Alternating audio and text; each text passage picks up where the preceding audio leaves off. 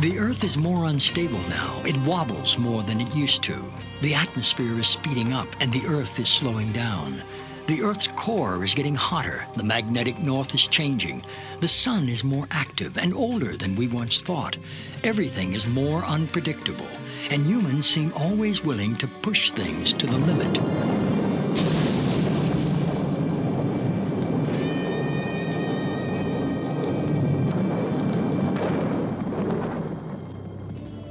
The late Carl Sagan said, "We've arranged a global civilization in which most crucial elements profoundly depend on science and technology.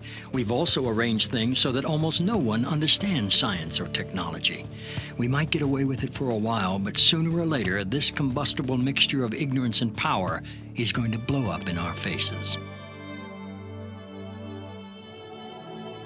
Imagine the Earth's atmosphere, also known as the ionosphere, as a thick soap bubble. It is a membrane, a natural electrically charged shield around the Earth, protecting all life from deadly solar radiation. We have to have the atmosphere for survival.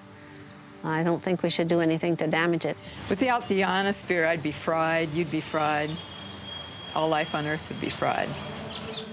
In 1912, Nikola Tesla, a visionary genius, saw ways to tame the sky, to make the atmosphere glow. He developed alternating current, high-frequency radio technology, and free energy. He experimented with both high and low frequencies and electromagnetic waves. He envisioned altering the weather and creating shields around the Earth to protect us from missiles, and he claimed he knew how to split the Earth in two. In 1985, Bernard Eastlund applied for patents that could make some of these ideas real. Many claim that these patents have become the blueprint for HAARP, High Frequency Active Auroral Research Program. ARCO originally approached me in 1984 to find a use for the natural gas on the North Slope of Alaska, which they could not sell. To give you a feel for how much gas they asked me to find an application for, it was enough gas to produce all the electricity in the United States for a full year. I originated some ideas for military applications and beneficial civilian applications in which that gas would be converted into electricity and then used to power some gigantic antennas. What does HAARP do? HAARP is a large antenna where we beam radio frequency energy up into the upper atmosphere, and we create on a small scale what the sun normally does. And the reason we're trying to do this is because when you have disturbances in the ionosphere, we can't communicate with our satellites.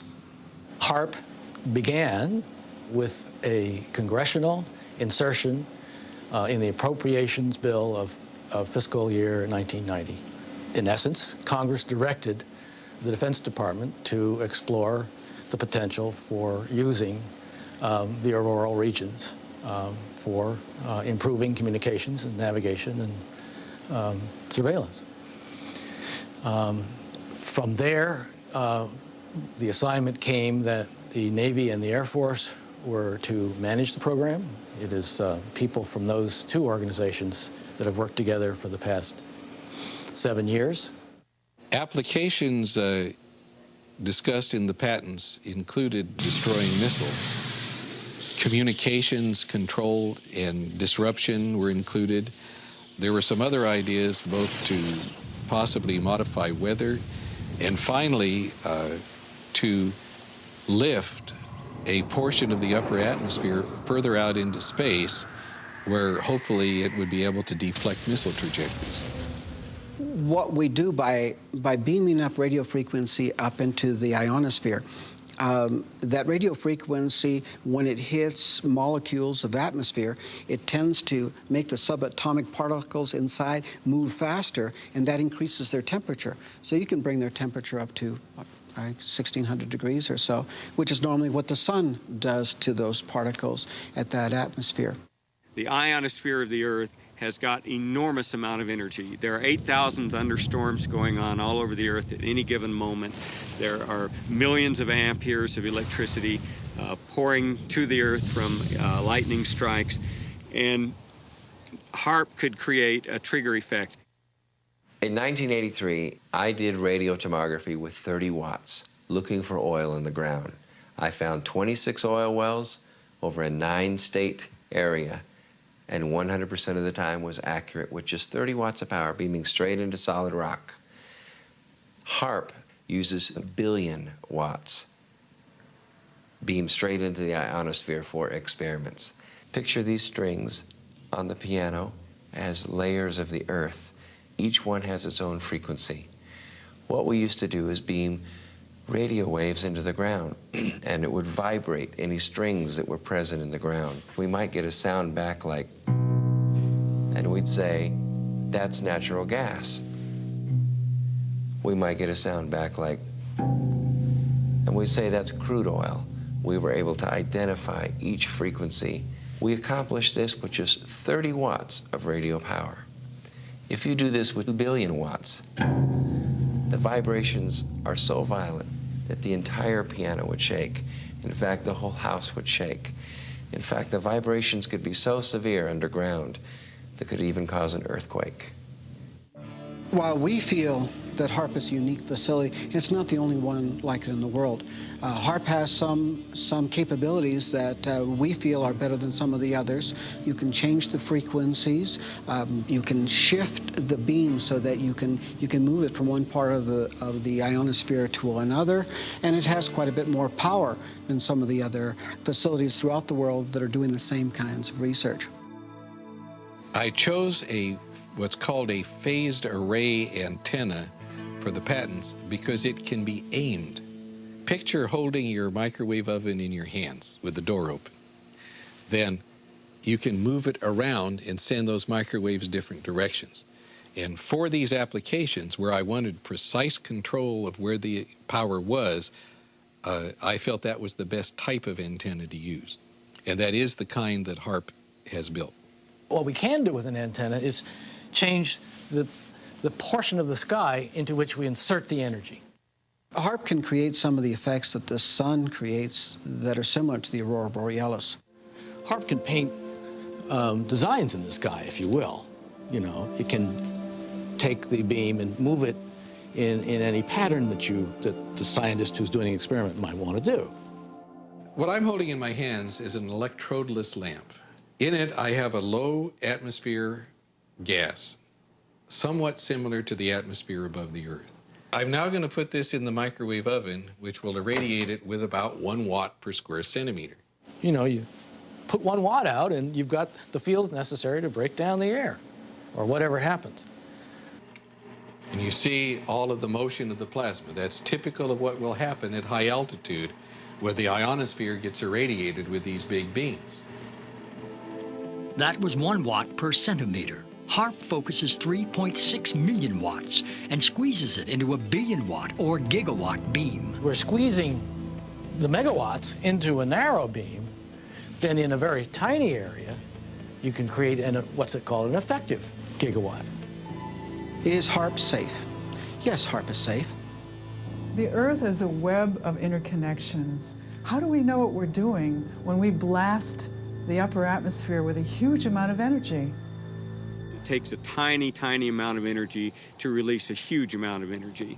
It's the same as a bullet, for example. If you have the primer on the back of a bullet, and that primer releases a tiny amount of energy, but it triggers the larger power in the bullet itself. And HAARP is playing with the energy system of the Earth. In the HAARP program, we have, I believe right now, 18 different colleges and universities that are working the program with us. University scientists are interested because they're studying science, and this is a major effect on the Earth, and so they want to know more about what it is and what it does. HAARP has no effect on the Earth. HAARP began in the 1980s, and we were just beginning to learn about chaos theory, how a tiny stimulus can change the dynamics of a living system like the human body or the whole living Earth. I don't think the people who developed HAARP were even aware of that science or its impact in the life sciences. Today, our knowledge is much bigger about how tiny effects can drastically shift the health or well-being of a living thing. it is possible with a big beam to take a part of that upper atmosphere and push it out further. What they're not paying any attention to is what's happening to the ionosphere while it's being held 80 miles out into space by this high energy beam. It's heating up. And all of the molecules in that ionosphere region are absorbing energy out of that radio beam. And if they pick the right frequency to push that plume out into space, that energy may discharge back out of the ionosphere, back down the radio beam, and strike the Earth. And it would be about 100 times the energy released out of a thunderbolt. And that's how much energy would be released. In certain applications, the military acknowledges that it can literally lift the ionosphere. And what they say is, it's not a problem, it's a short period of time. Yet, when you lift the ionosphere up, the lower atmosphere rushes in and fills that void, which changes localized weather patterns. HAARP papers say that they intend to lift up a part of the ionosphere, which creates a hole, and they say that it heals over quickly. But what happens if you create enough holes that it just can't quite take care of it fast enough? As far as creating a hole, to me, it's the analogy of you put your hand in water, and yeah, you're taking up space, but when you pull it out, it goes back together again. Same way the ionosphere would work. If the hole means that the neutral density has been somewhat modified, then if you want to call that a hole, maybe that's fine. The hole would be at least 30 miles long, half a mile deep, 50 to 60 miles above the Earth. I imagine there are hundreds of satellites that have interactions with the ionosphere. They're all doing their own local modification of the ionosphere. They're all creating their own holes. Satellites, rockets, space shuttle flights, not just HAARP, but many technologies out there in space are creating holes in heaven. As to this question of injecting more high-energy particles into the Earth's electrical system, the ionosphere is a dynamic system, ever moving, ever changing. I don't think anyone on this planet really knows the point where enough is enough. This was the planning document that really brought HAARP into being, and the absolute requirements ran from 1 gigawatt, which is 1 billion watts, all the way up to 10 billion watts of effective radiated power with a desired level of 100 billion watts. At its biggest size suggested, if you beamed it for an hour and a half, that would equal the energy in a hydrogen bomb. It's just a person's concept of what might possibly be done. Doesn't necessarily mean the government endorsed it or not. What's the power when it pulses? And I can't find that in any of the documents that I've looked at. If you have a very small battery, you can put it in a small pen light and turn it on and have for some time a little bit of light. You can take the exactly same battery and put it in your camera, and when you flash that camera, the light will blind you. The nature of radar and these electromagnetic supplies is they can usually be pulsed. So one very good question for people to ask is, what is the peak power of that antenna when it pulses at its full capability? Pulsing it doesn't matter. To make it bigger, all they'd have to do is add additional elements. In fact, the request for proposal specified a design that could be added onto.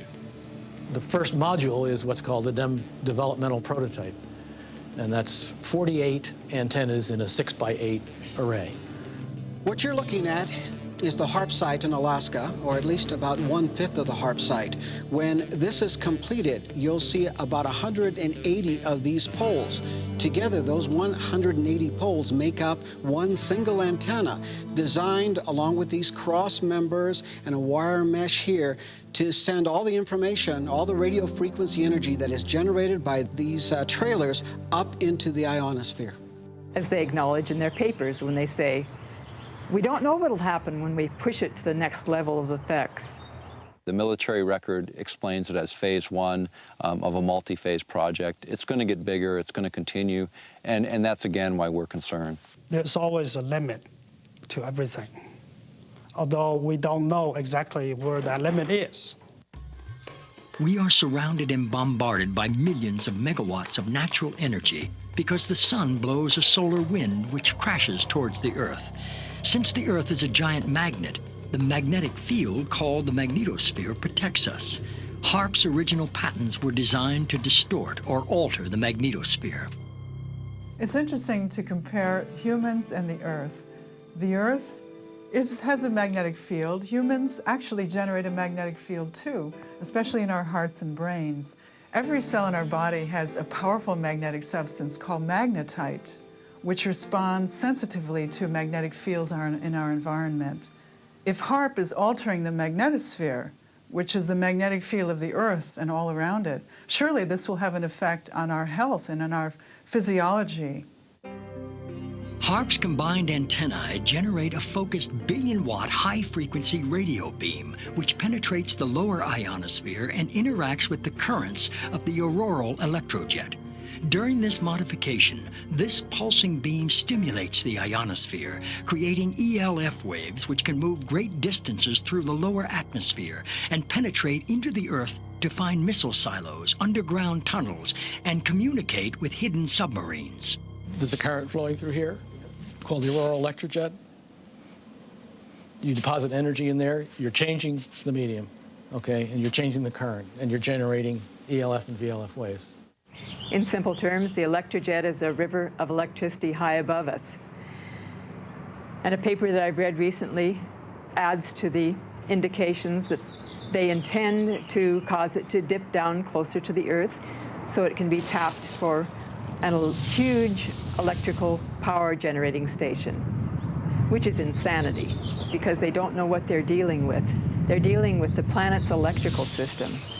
The electrojet affects global weather. Sometimes during a magnetic storm, for instance, it touches the Earth. It can knock out telephone cables and power grids. What HAARP is capable of doing is to modify the electrojet. By modifying the electrojet, that current in the ionosphere, it has a capability of generating low-frequency waves. What essentially the system does, it's different, is instead of the radio frequency energy dissipating as it goes up from the antenna array, it's actually focused. And the larger the antenna array, the higher they can focus the energy. And once they get the energy up into the ionosphere, depending on what they want to do, they can create a secondary frequency causing the ionosphere to vibrate, sending that signal back down to the Earth. And what that essentially does is allow them the ability to communicate at very high data rates with submarines, also allows for the possibility of Earth-penetrating tomography, or in the vernacular would be like X-raying the Earth or looking into the Earth several kilometers deep. I heard one of the scientists point out they can make these ELF waves penetrate the Earth and get an image when that comes back. When I did this in '85, that kind of capability did not exist. We, in fact, are doing experiments, or plan to do experiments, to see if we can detect tunnels underground. There is a way of being able to use this type of technology to be able to look for minerals that can be just below the surface of the Earth. Oil, gas, different types of ore. HAARP can be used to explore oils or gold mine and the like. Basically because the signal, low-frequency signal, can penetrate deeper into the Earth or the water or the ocean than the high-frequency signal.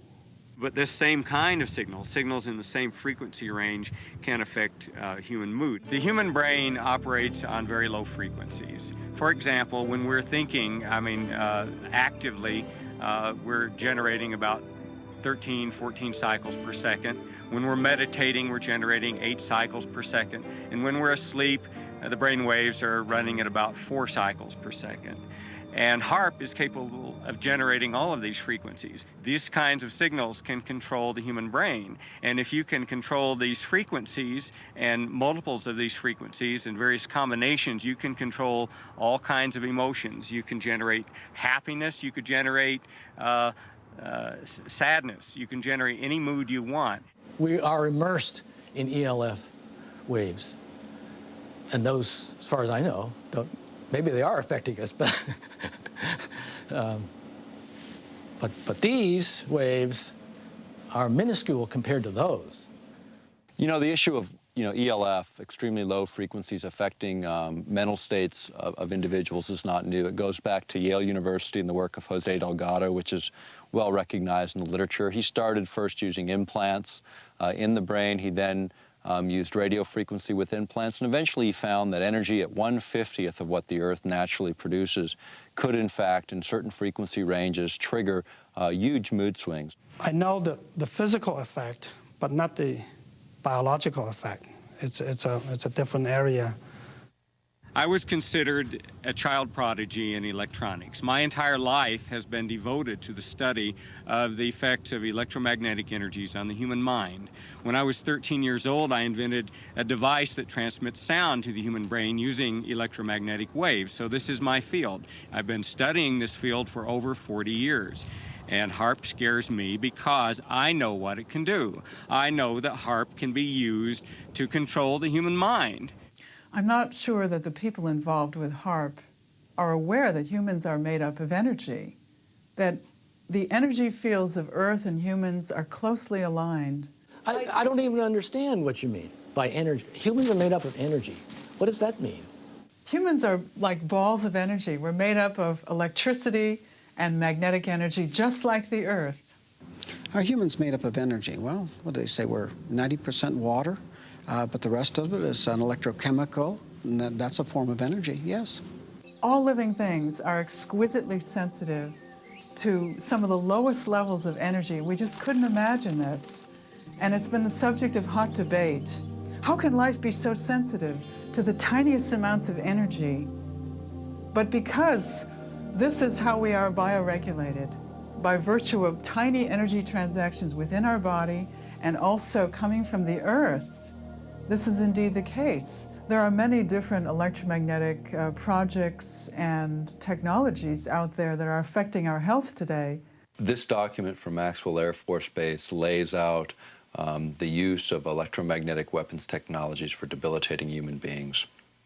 Using electromagnetic warfare against human beings, you can cause disease, you can cause hysteria, or you can cause passivity for population control. Extremely low frequencies affect us because they are the same frequencies that our brains output. And when they're in the environment around us, our brains try to entrain to them.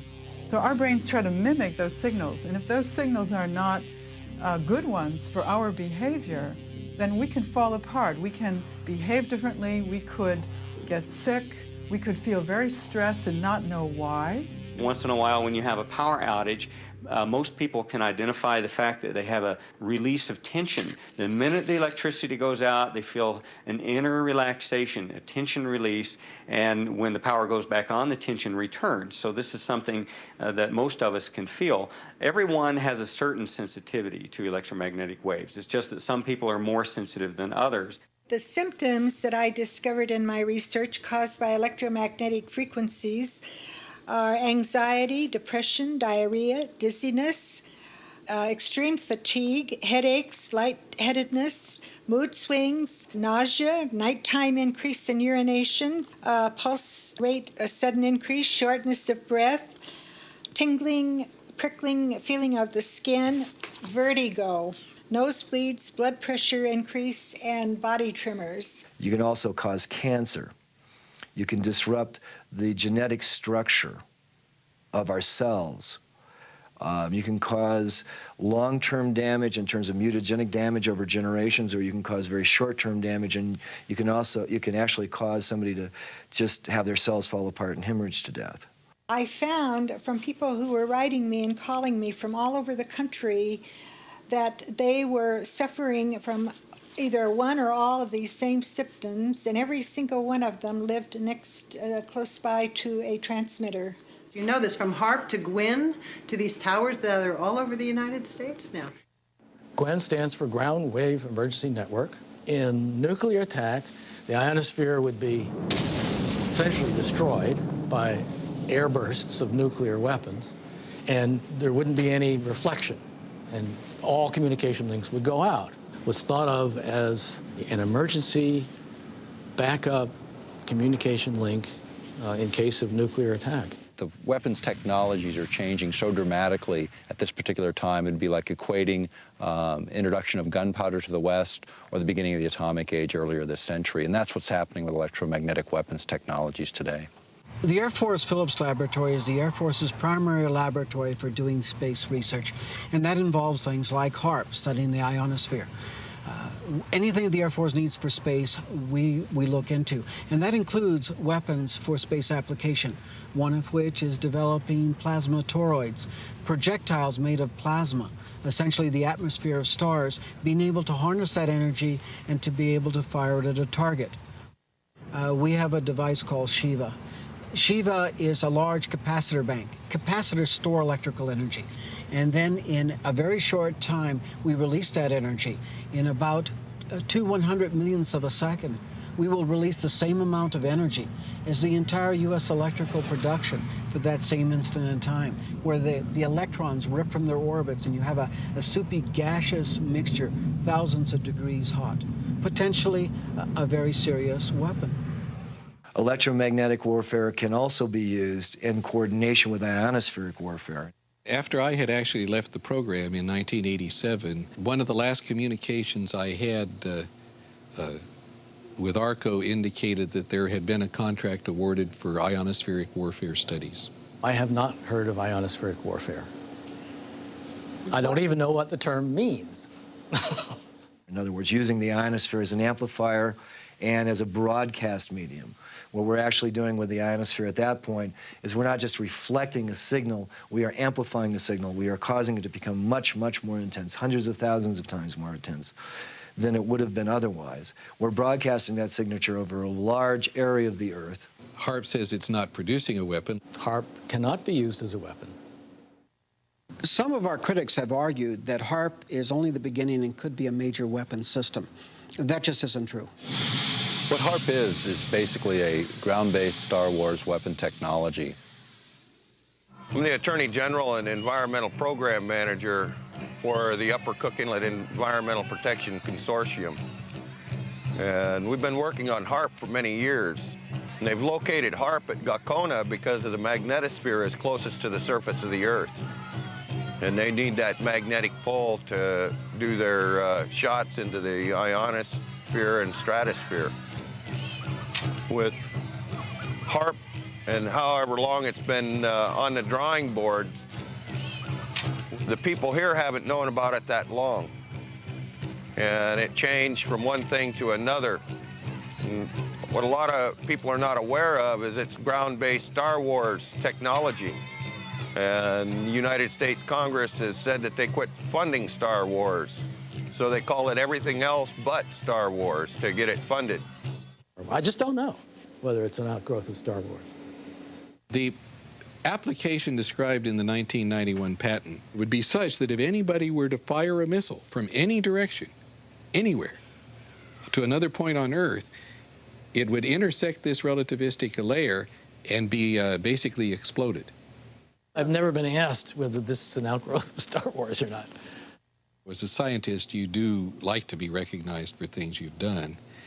And because I couldn't write to the press, I'm under ARCO confidentiality, I sent a letter to Lord Cook, the chairman of the board of ARCO, and received actually a very nice letter back complimenting me for my contributions and assuring me that they would inform the HAARP people of my contribution. There was never any intention to build anything associated with what Mr. Eastland had proposed in his patent. If you read the patents, I was thinking of ways to use it defensively. One was as an anti-satellite device. You could make these electrons in space and hurt a satellite. That could be used either for offense or defense. We could hurt the enemy's communications while maintaining ours, and I was interested to note that that was one of the things said in the HAARP basic technical document. Star Wars was the state-of-the-art military technology of the 80s, but in the 90s and in the new millennium, it's going to be electromagnetic warfare. What we do know about electromagnetic systems and electromagnetic warfare is becoming even more interesting. As late as April 28, 1997, U.S. Secretary of Defense Cohen announced at University of Georgia that, in fact, geophysical warfare was becoming a more intense problem. In fact, they even speculated that terrorist organizations would have systems that could modify weather, create volcanic eruptions, or even cause earthquakes using electromagnetic waves. You know, earthquakes is another thing. We have had a lot of them, a lot of volcanoes more in the last few years. Whether or not that is just a cycle of happenings, because we've had a history of earthquakes and volcanoes throughout recorded history, but it just seems to me like that it's coming more often, and that there has to be some connection with some of the things that we as humans are doing to our Earth. The issue of earthquakes has been, looked at by other specialists, even going back to the work of J.F. Gordon MacDonald when he was at UCLA in the late 60s. He was also a science advisor to Lyndon Johnson. He's a specialist in geophysical warfare. He asserted then if you could ever get enough energy in at just the right frequency and just the right waveform, you could in fact trigger these kinds of events. And I think that's exactly what the Secretary of Defense, Cohen, was saying just a few days ago, was it's this idea that now terrorists may possess this kind of technology. It's obvious. I mean, if we're concerned that terrorists have it, we certainly do. Back in 1912, Nikola Tesla said it was possible to split the planet by combining the correct vibrations with the resonance of the planet itself. The idea of affecting weather for many people, it gets to the point where you say, well, can that even be real? And when you go back in time, even to 1976, the United States, along with over 60 other countries, signed an accord where we agreed to not use weather manipulation as a weapon of war. This is before biological and chemical treaties, before many of the nuclear disarmament treaties. And yet, that was such a big threat in '76. Has the science progressed? Certainly. We're in this sea of energy. We're in a sea of gases. We're in a sea of particles that are charged. And they're moving constantly, just like a current in the ocean, just like the wind in the atmosphere. This current forms. And you draw and you attract these particles. Well, Wilhelm Reich attracted these particles. He pointed it at the sky and he said, you want clouds to be built there? You got a drought? He would point the device at that place and clouds would form there. In the 40s, there was interest in weather modification. That by the 50s, there was actual experimentation in that area. By the 1960s, that area had advanced substantially. Well, there have been programs with salting clouds, salting things with silver iodide, and there's been some experiments where people from airplanes threw chaff out, the little pieces of metal, and tried to get those to absorb power. We have done such damage to the thermal balance, to the hydrologic balance of this planet at this point. We are seeing more and more disasters. You have to watch the news. You have to notice these things. You can't just take Prozac and forget about it, and the next day you see the whole Ohio River Valley was just flooded. Billions of dollars of damage. Thousands and thousands, tens of thousands of people left without homes. And they actually say that they can make weather. Well, tell me, have you noticed any good weather here lately? The thing that people don't take into account is we are changing the entire density of our atmosphere, the viscosity of the atmosphere's ability to flow and be fluid, to be freely flowing. We're changing that. Today we have a number of technologies, not just HAARP, but satellites and other ionosphere heaters placed in strategic locations all over the world that can create the disruptions in lightning. Here's a paper that was recently unearthed that talks about creating what's called a highly ionized column up through the atmosphere. It might trigger lightning if lightning was ready to occur, and suddenly this conductor was thrust in the middle of, into the situation, then yeah, it could. If you beam this radio wave into the ionosphere and you continually charge it up, not only are you sending energy into the ionosphere, but you're providing a path for energy to come back down out of the ionosphere. In other words, they can create a massive discharge of lightning, bigger than anything we've ever seen on this planet. And if you aim the beam at the down, and it happens to be in a region where there's a lot of charge, you can initiate a discharge in that area, perhaps. Once a solar tap is formed and the ionosphere actually discharges, the electrons and energy will come from all over the ionosphere to that one point, and it will strike the ground in a bolt that is 100 times greater than any lightning bolt imaginable.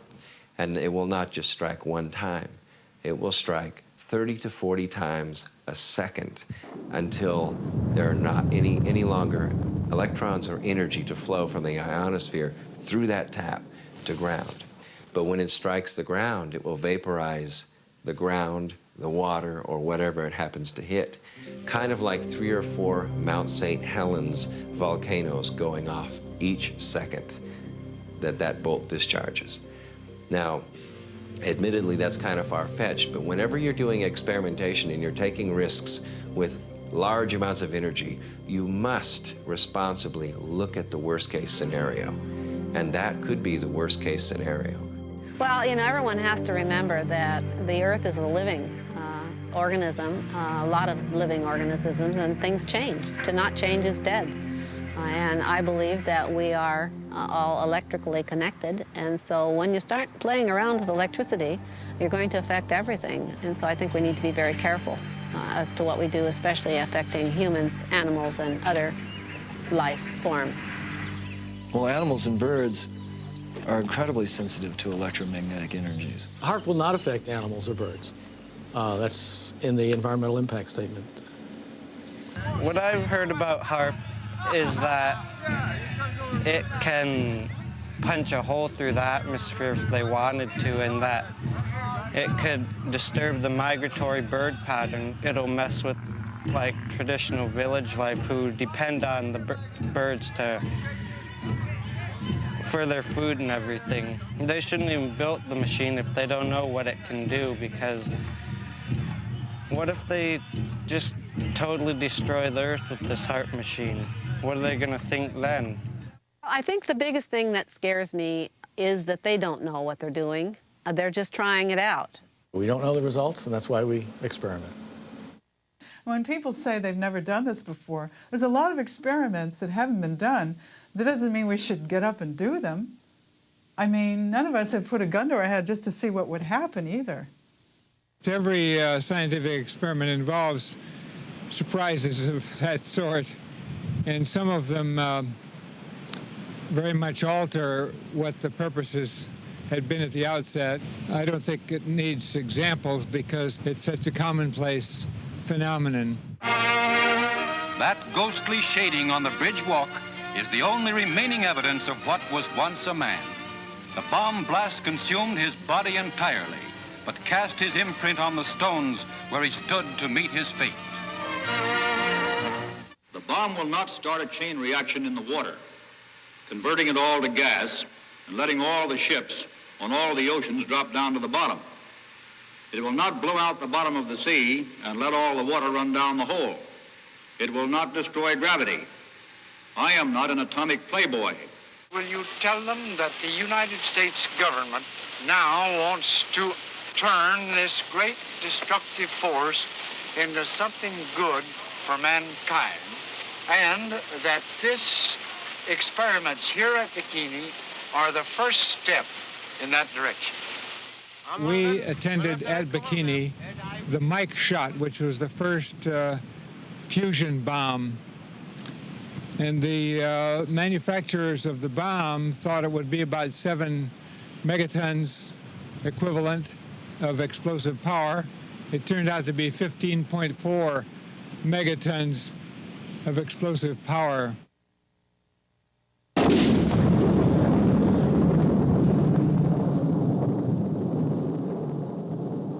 Their island was much more contaminated than had been presumed, and the radiation from that weapon contaminated the ocean. It's just like with DDT, remember? That we were told that that wasn't harmful, and they drove through the streets and actually sprayed DDT from trucks on school children while they were eating lunch. Is HAARP 100% safe?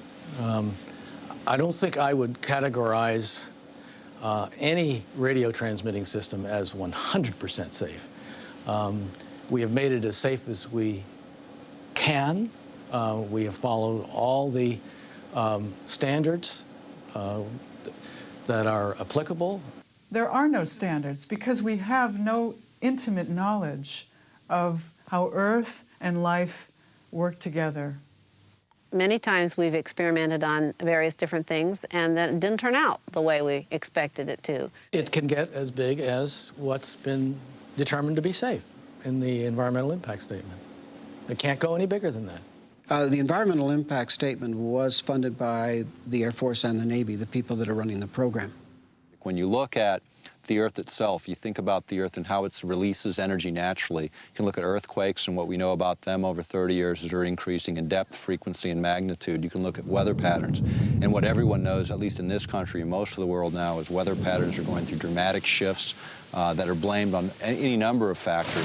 And you can also look at tidal heights in the North Sea, which have been steadily rising over a 30-year period as it's been charted. All of that indicates releases of energy, and then in the midst of this natural releases of energy, we're going to inject billions of watts of power into the magnetic lines of force. What this will do, they don't really know, because they've never been at these power thresholds before. Safety is the main consideration here. Aircraft safety, radio frequency safety. The environmental impact statement is the governing document, and anybody that has an environmental concern that we have not addressed in this should come to us and let us know about it. There's no independent scientific committee looking at this outside of the military. There's no physiologists or bioscientists involved in this project from the military looking at those bioeffects.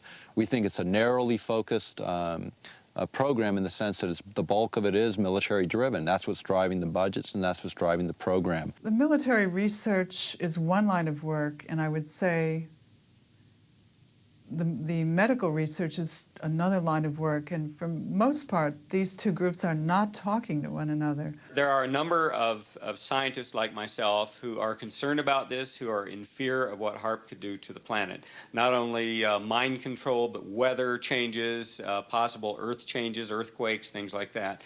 And we all need to band together. We need to contact each other over the internet. We need to lead a discussion on this, and scientists need to contact their government representatives and tell them what they feel about this. Our critics have talked about HAARP and some of the problems they perceive. If anyone, any group, individuals, whatever, were concerned, they're welcome to tour the site. They're welcome to put together an independent team of their experts to come onto the site and to review what it is we're doing. We have absolutely nothing to hide. We need to bring in people from all walks of life to study the possible consequences of this technology. We don't know the effects. I don't think we should move blindly forward and just do these experiments. We were recently invited to Brussels to speak to a group of parliamentarians in an organization called Global International. And we were able to present HAARP as an issue to over 60 parliamentarians from 40 countries. And what was important is it really was the first time many of these folks had heard much about this project. But I can tell you that the international interest has been growing. The scientific community is starting to wake up to the issue. And what we're seeing is more people willing to go forward and speak out. I'm concerned that the people who understand that all life is interconnected aren't the people that are making the decisions about these experiments on our ionosphere. What air I breathe, everybody else breathes. Water and air and the land, our life. Let's do what we have to do to protect it.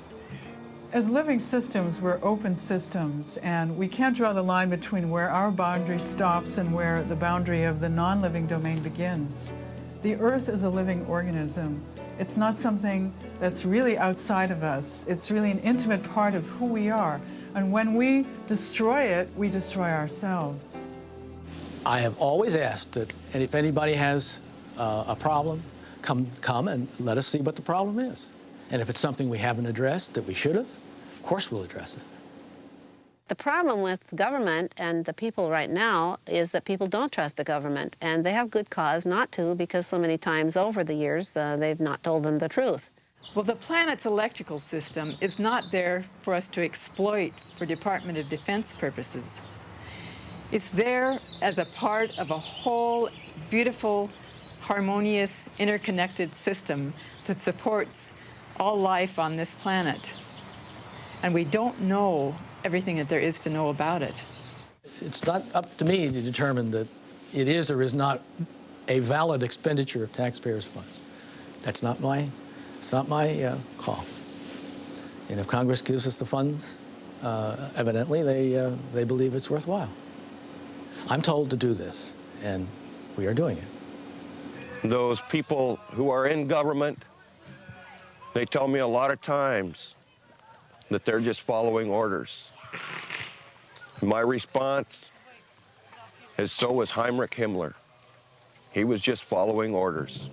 We're about to embark on another arms race. It's totally unnecessary. We're committing billions of dollars to this technology, and the question becomes where does it end? I mean, they figured $3 trillion on the entire nuclear adventure, and that's, 60% of the current national debt. Are we going to start that cycle again? Is it necessary to do that again? There's just no sense to make more of HAARP than there already is. It's intended to be for research, and that's all. So even though HAARP is small today, every major weapons program was small at its infancy. It's just we usually don't find out about them till 50 years later. In this case, we're finding out at the beginning phase, and this is a time for people to take and pay attention and look at this technology and determine, is this really a direction we want to go, and is it really necessary right now? HAARP is not a threat, it's a benefit. We also know that there are other very specific frequencies which are different from the war games frequencies, which can enhance healing, which can accelerate natural healing in our bodies, which can alleviate our mood disorders, which can help us get over depression, anxiety, and sleeplessness. The military has very different plans and asks different questions looking at the same system than the scientist who's interested in medical issues or healing the planet. It may not be that the Earth will die, but we will not be able to sustain human life on this planet if we continue to add one element of destabilizing technology after another. If we do not stand up for what we believe in, for the children, we're not doing our job. Perhaps true wisdom lies in knowing our limitations and that even the laws of nature are uncertain. In view of these technologies, we're left to wonder, do these experiments jeopardize our long-term survival?